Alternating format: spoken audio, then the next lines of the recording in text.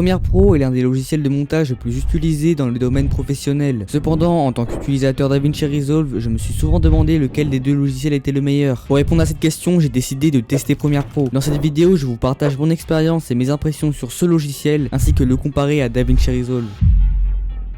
Tout d'abord, je vais monter la même introduction que vous venez de visionner mais sur Premiere Pro. Bon, comme vous voyez, je suis sur la version 2023, me demandez pas pourquoi, mais ça n'aura normalement aucun impact sur la qualité de la vidéo. Bon, côté interface, ça a l'air d'aller. Là, je crois que c'est la timeline. Là, c'est pour mettre nos médias, donc ça a l'air d'aller. Ici, ça va être pour visionner ce qu'on est en train de faire. Donc en vrai, c'est assez compréhensible. Voilà, j'ai importé ma voix. Maintenant, je peux la glisser dans la timeline. Ok, la timeline, c'est vraiment comme sur tous les logiciels de montage, assez compréhensible. Parce que je vois, on peut aussi descendre le volume sonore, les décibels, en descendant comme ça avec la souris, comme sur DaVinci Resolve par exemple. Ok, là, je suis entré dans le truc option d'effet. Donc là, je vais pouvoir paramétrer mon logo, augmenter sa taille, le déplacer, etc. Sur Premiere Pro, c'est différent de sur DaVinci Resolve. Il n'y a pas de flou du mouvement par défaut. Du coup, là, j'ai ajouté l'effet transformation pour avoir du flou du mouvement. Du coup, là, pour faire une animation, je vais utiliser les keyframes. Là, c'est ça, les petites keyframes sur Premiere Pro. J'ai remarqué que la qualité était vraiment dégueulasse. Je sais pas à quoi c'est dû. D'autres, moi, j'ai mal réglé un paramètre, mais du coup, je sais pas trop comment faire. Voilà, j'ai réussi à ouvrir le graphique où il y a la courbe des animations. Donc, en gros, là, c'est la courbe de l'animation que vous êtes en train de voir juste à côté. C'est complètement différent sur DaVinci Resolve. Là, c'est un truc vraiment plat. Ça veut dire c'est linéaire, c'est la même vitesse pendant tout le mouvement. Et je vais changer ça. Du coup, je vais aller ici, clic droit, dégressif. Voilà, là, comme je peux voir, elle a complètement changé la courbe. Ça va être beaucoup plus rapide au début et plus lent à la fin. Voilà, donc j'ai apporté un arrière-plan et je vais faire une animation de dézoom dessus. Là, j'ai la courbe des animations. Je peux aussi la modifier. Bon, j'ai remarqué que c'était pas très fluide la lecture, mais c'est parce que je bug vachement beaucoup. Donc bon, je peux pas y faire grand chose quoi. Maintenant, je vais essayer d'animer le même type de personnage que vous êtes en train d'observer et voir si je peux ajouter du glow et des effets de ce style. Comme vous pouvez l'observer, j'ai ajouté du glow sur le logo Premiere Pro et j'ai fait une petite animation avec un personnage derrière où je lui ai ajouté de l'ombre portée juste ici. J'ai aussi mis un petit effet de tremblement sur le logo Premiere Pro pour que ça reste dynamique grâce à un preset que j'ai trouvé gratuitement sur internet. Donc ouais, je trouve qu'il y a énormément de presets sur Premiere Pro comparé à DaVinci Resolve. Vraiment, on peut en trouver énormément gratuitement comme ça sur internet. C'est vachement pratique. Après ça, j'ai fait une petite animation avec un texte et un background derrière. Du coup, j'ai essayé de mettre un texte, comme vous pouvez le voir, en rouge avec du glow et de l'ombre portée aussi. Voilà, j'ai mis un autre background avec un peu de flou. Comme ça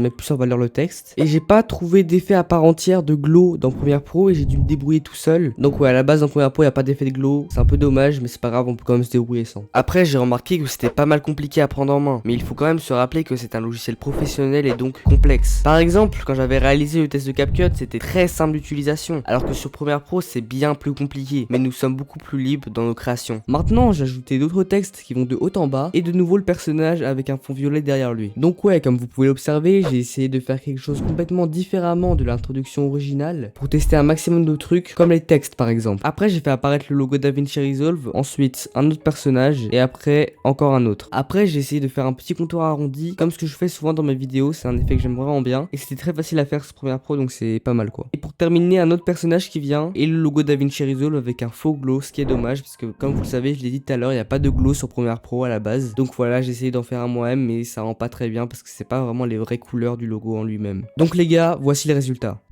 Premiere Pro est l'un des logiciels de montage les plus utilisés dans le domaine professionnel. Cependant, en tant qu'utilisateur DaVinci Resolve, je me suis souvent demandé lequel des deux logiciels était le meilleur. Pour répondre à cette question, j'ai décidé de tester Premiere Pro. Dans cette vidéo, je vous partage mon expérience et mes impressions sur ce logiciel, ainsi que le comparer à DaVinci Resolve. Comme vous avez pu l'observer, c'est horriblement nul. Les animations sont très mal réalisées et ce n'est juste pas beau. Bien sûr, il faut compter le fait qu'il n'y a pas d'effets sonores et de musique. Donc ouais les gars, ce n'est vraiment pas ouf, mais à vrai dire, on ne peut pas apprendre à utiliser un logiciel comme Premiere Pro en quelques jours. J'ai donc pu observer que Premiere Pro est un logiciel très efficace avec une grande communauté et de nombreux presets extrêmement pratiques à disposition. En plus de cela, il est compatible avec les autres logiciels de la suite Adobe avec le Dynamic Link, comme avec After Effects par exemple, ce qui permet de faire des effets très poussés rapidement. Donc si je devrais clore le débat entre que choisir parmi Premiere Pro et DaVinci Resolve, je dirais bien sûr que DaVinci Resolve est le meilleur. En effet, DaVinci Resolve est un logiciel un peu tout en un, qui permet de faire beaucoup plus de choses comparé à Premiere Pro, surtout grâce à la page fusion. Cependant, DaVinci Resolve contre le Creative Cloud, il n'y a plus de débat, Creative Cloud l'emporte. Pour conclure, choisissez Creative Cloud à DaVinci Resolve, mais choisissez DaVinci Resolve à Premiere Pro et à After Effects. C'est déjà la fin de cette vidéo un peu trop courte. J'ai d'ailleurs un serveur Discord pour la communauté avec son lien dans la description. J'espère que cette vidéo vous a plu, abonnez-vous, c'était Gredas.